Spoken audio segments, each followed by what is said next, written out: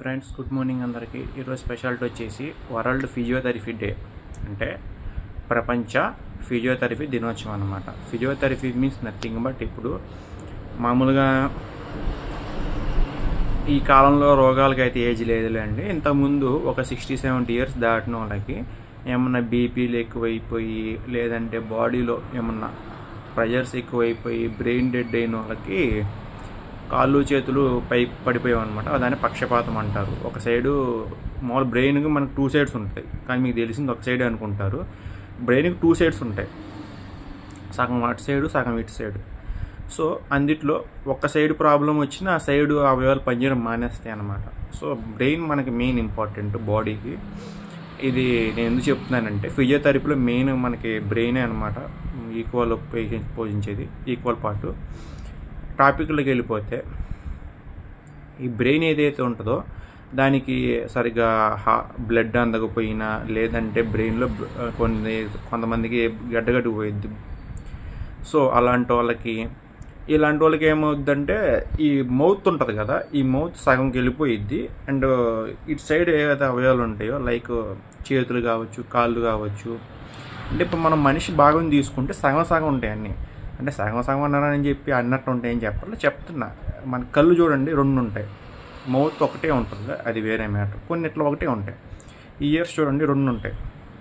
Hands legs చూడండి double ఉంటాయి. ఇంకా నెక్ అంటారా సింగిలే ఉంటుంది. ఇట్లా కొన్ని సింగిల్ ఉంటాయి, కొన్ని డబల్ ఉంటాయి. కానీ ఆపరేట్ చేసేది మాత్రం బ్రెయిన్లో ఉన్న నెర్వ్స్ సిస్టమ్. నెర్వ్స్ వేరు, న్యూరో సిస్టమ్ వేరు, గుర్తుపెట్టుకోండి. నెర్వ్స్ వేరు అండ్ నెర్వ్స్నే న్యూరాలజీ అంటారు అన్నమాట. నెర్వ్స్ చూసే వాళ్ళని న్యూరాలజిస్ట్స్ అని కూడా అంటారు, అది వేరు. అండ్ మామూలుగా కిడ్నీ సర్ప్ నుంచి ఇంకోటి వస్తాయి, అవి వేరు అనమాట. కిడ్నీ దగ్గర ఇంకోటి ఉంటే దాని పేరు కూడా ఎంతోనే స్టార్ట్ అవుతుంది, అది క్లారిటీ గుర్తులేదు, సారీ ఏమనుకోమాకండి. నెర్వ్స్ వేరు, ఇది ఇంకోటి ఉంటాయి, అవి వేరు అనమాట. సపరేట్ ఏందని సపరేటు. అందుట్లో మెయిన్ మనకి బ్రెయిన్ ఏదైతే ఉంటుందో మామూలుగా బ్రెయిన్లో 3 పార్ట్స్ ఉంటాయి.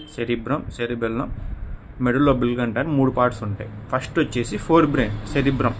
ఇది ఏదైతే ఉంటుందో ఇక్కడ నుంచి ఇక్కడ వరకు అది సెరిబ్రమ్ అనమాట. మధ్య బ్రెయిన్ ఏదైతే ఉంటుందో దాన్ని సెరిబెల్లం అంటారు అనమాట. లాస్ట్ అంటే మన బ్యాక్ సైడ్ నుంచి కింద మెడ వరకు ఏదైతే ఉంటుందో దాన్ని మెడుల్లో బిల్గంట అంటారు.